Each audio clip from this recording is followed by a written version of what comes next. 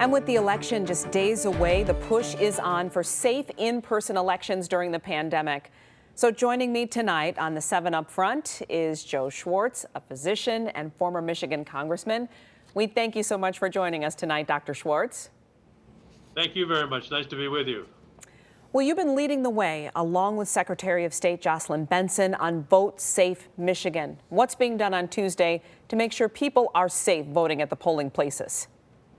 Well, Vote Safe Michigan has been around for a few months, and what we are trying to do with the cooperation of county clerks, city clerks, township clerks, polling place officials, is to make certain that from a sanitary standpoint, the polling places are as safe as we possibly can make them.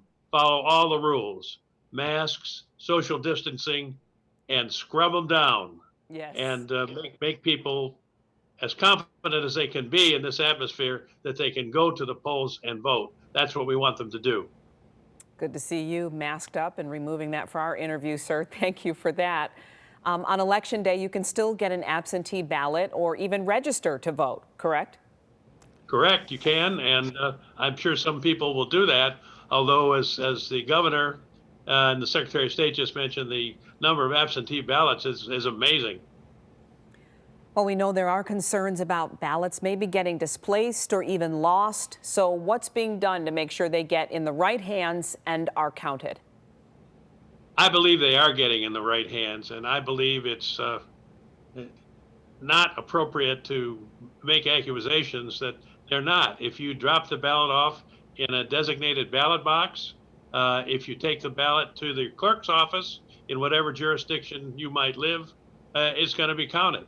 If you mail it now, U.S. Postal Service, it might be a little iffy because the Postal Service is a little slow in the last few months. So if you're going to vote now, you're going to vote absentee, put the ballot in your pocket, put it on the front seat of your car, drive it to the clerk's office, and walk into the clerk's office and give it to them.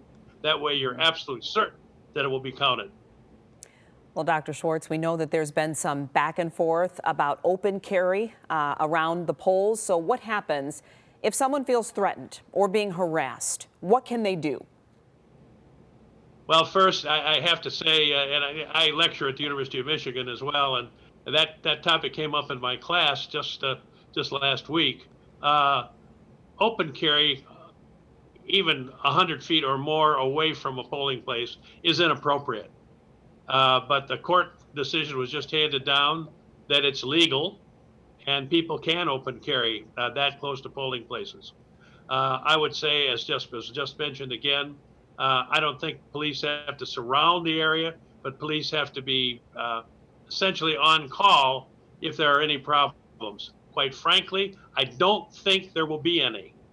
And I hope we're making too much of this. But people with using having weapons around polling places in plain view is not good. It's not American. And I plead with people, don't do that. There's no need for it. You want to do something good that day, go and vote. Right. So if you do have a moment, doctor, where you feel like you may have been harassed or threatened or something makes you feel uncomfortable, what do you do? Is there a number to call? What do you do? You call 911. Okay. You call local law enforcement, whatever jurisdiction you might be in. Call local law enforcement and say, something's going on here that's inappropriate, and I wanted to report it. All right. You don't just let it pass. Okay. Well, Dr. Schwartz, we thank you so much for all your efforts and making sure that all of our voices are heard, and for joining us here tonight. Thanks so very much. Nice to be with you. All right. 7 Action News has an entire voting guide right on our website. It will tell you where to register to vote, how to request an absentee ballot, and where to drop it off. That's WXYZ.com/vote2020.